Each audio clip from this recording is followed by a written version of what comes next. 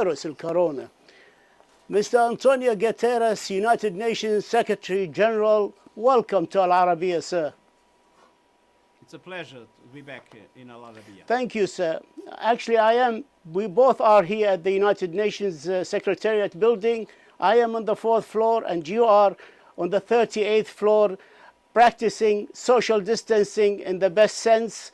And we must thank you, sir, for being first in New York City to practice social distancing and to give us the permission to work from home for most of your staff. Thank you. No, it's true. We were ahead of the curve, and that is the reason why we managed to avoid a community transmission within the UN staff in New York, where we have now one of the most dramatic epicenters of the crisis worldwide.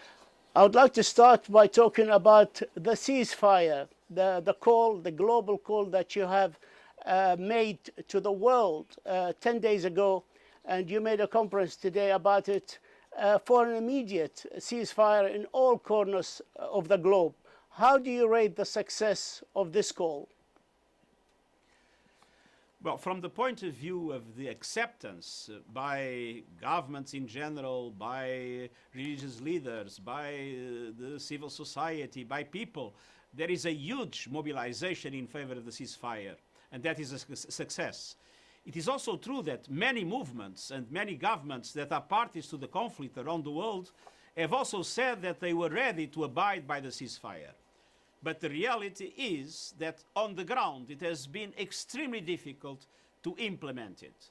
So all my special envoys, my special representatives from Syria to Yemen to Libya to Afghanistan to different parts of Africa are doing everything they can in order to translate the expressions of acceptance of the ceasefire by many of the parties to the conflict into a reality on the ground. And it is very difficult. There is a lot of mistrust. There are many spoilers. There are many suspicions. Conflicts have lasted for too long.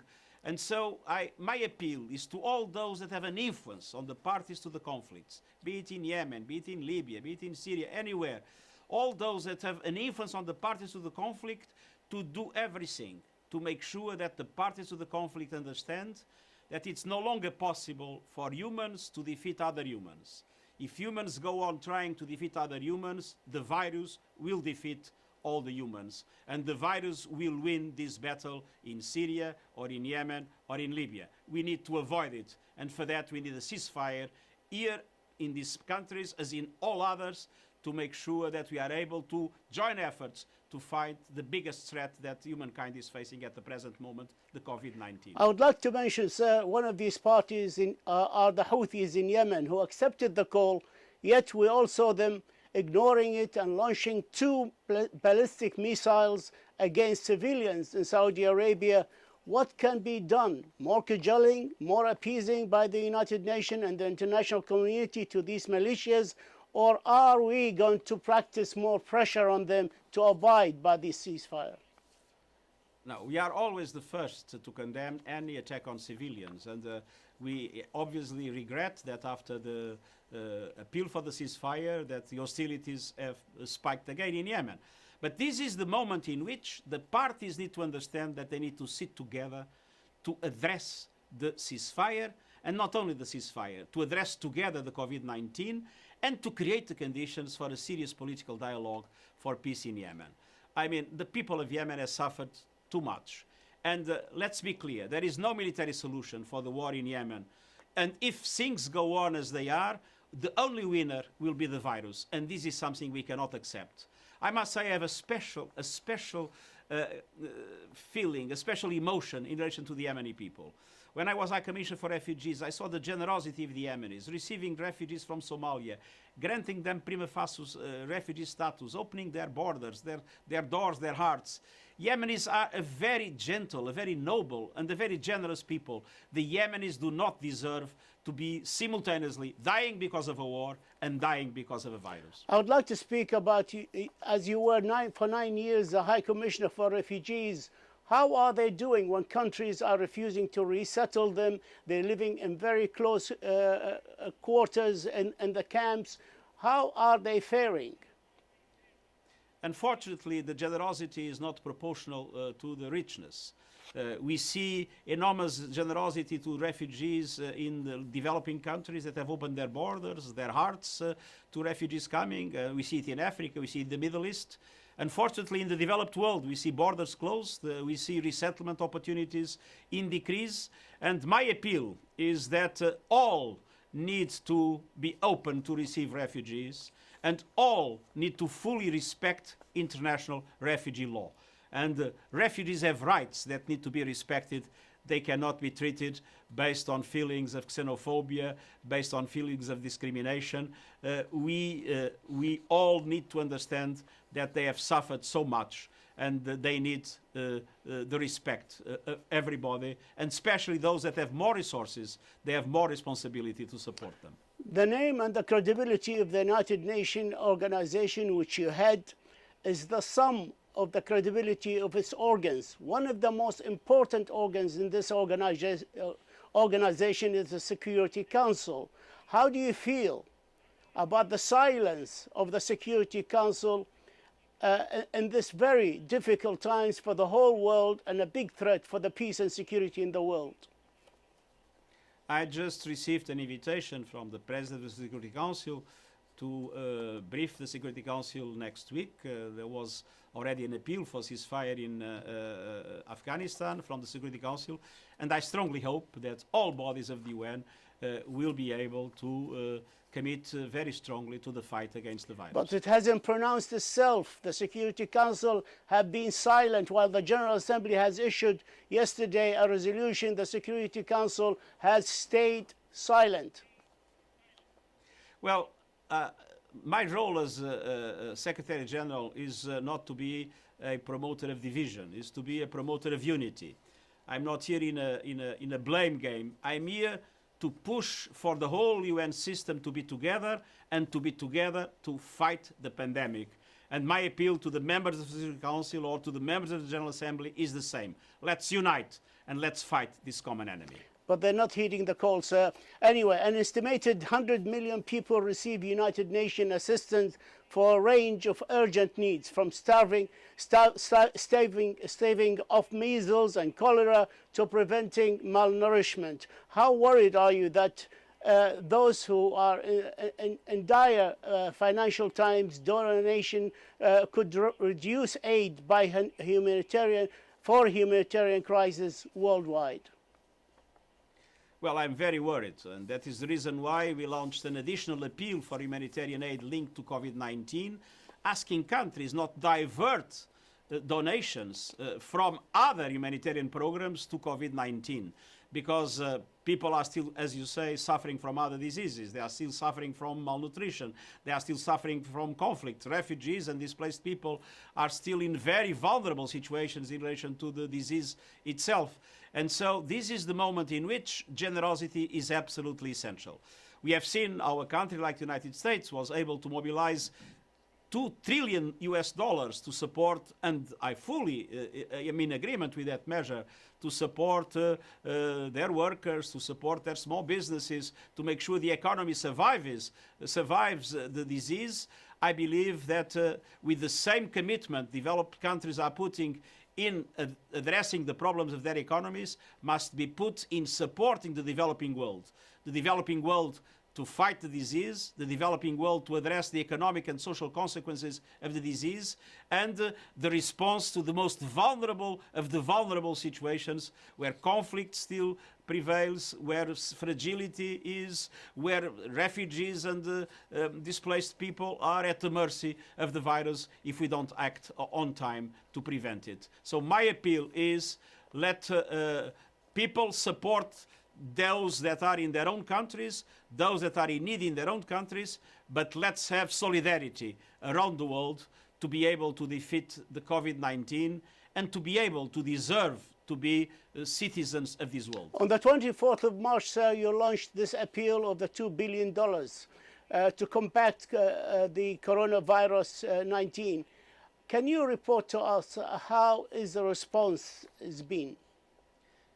The response has started. We are starting to have important contributions. We are not yet there, and there is a lot still needed. And so my appeal to all donors is to invest in this appeal, because the investment in this appeal is not a matter of generosity, it's a matter of enlightened self-interest. If we let the virus spread like wildfire in the developing world, it will come back to haunt the developed countries, even if at a certain moment they might think that they have controlled the disease because a vaccine has been created or other measures have worked. There is always a risk when virus spread like wildfire, when transmissions are multiplied, that mutations might occur, and then all of a sudden those that thought that they had solved the problem might be haunted by the problem again. So it's not a matter of generosity, it's the enlightened self-interest of the global north, of the developed world, to support developing countries to face this dramatic threat, and within the developing world to support the most vulnerable of the vulnerable. How about the peacekeeping operations? How affected are they? For the moment, we have very few cases in our peacekeeping operations. We have had very tough measures of prevention in order to avoid the virus to spread within them, but of course it's a major threat. And I'm very proud that the peacekeepers, like humanitarian agencies, are going on doing their duty and protecting the people they are supposed to protect and supporting the people they are supposed to support. I'm very proud to see my colleagues of the UN in the most dangerous locations, in the most remote places, to go on working, even if we have now this additional threat of the COVID-19. You supported the UK and the UNFCCC decision to postpone Glasgow Climate Change Conference in November.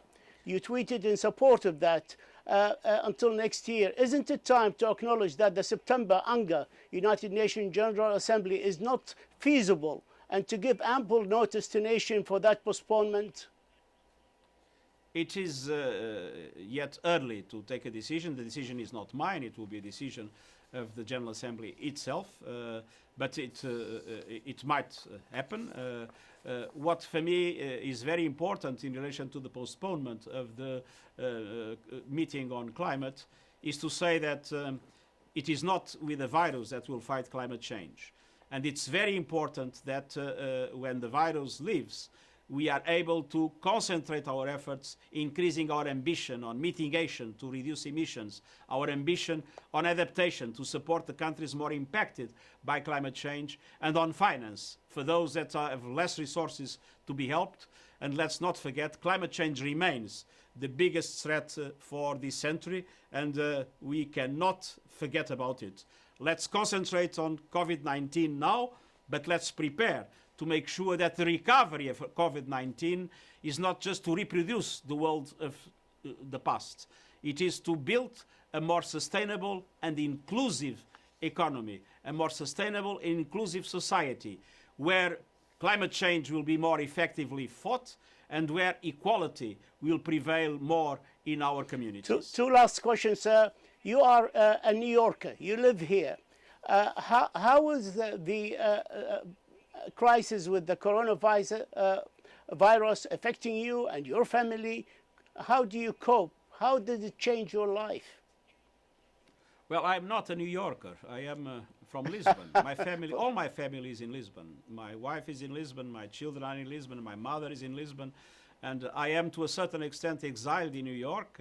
Of course, this has dramatically impacted on my life, but I am living in a comfortable situation. And as I said, I'm very proud of those colleagues of mine and others that are also without their families, that are also suffering about what might happen to their families or to their countries, and are working in remote places, in refugee camps, be it in Kenya or in Sudan, or dealing with in peacekeeping operations in the Central African Republic, or supporting the AMISOM in Somalia, or working in humanitarian relief in Yemen or in Libya. those are the heroes. I want to express my deep gratitude and appreciation, as well as those health workers, I mean the doctors and nurses that not only in those remote places, also here in New York, are being infected because they are doing everything in favor of the people they treat, and they are sacrificing themselves in favor of the people they treat. COVID-19 is creating many heroes, and we need to deserve them by doing everything possible to have peace in the world and to have justice in international My relations. last question, sir. Do you have a message to the people in the Middle East and to the Arab nations that you would like to give it to them through our screens? My hope is that the Arab nations will emerge from the COVID-19 with the creation of conditions for the Arab world to be a world of peace, and for the Arab world to be a world where our objectives of less inequality, more social cohesion, more freedom and democracy to prevail. Mr. Secretary General António Guterres, the United Nations Secretary General, we thank you for this exclusive to the Arab world, and we wish you and the United Nations all the very best, and stay in good health and stay safe, sir. Thank you very much, and all the best to all those that are seeing us. Thank you, sir.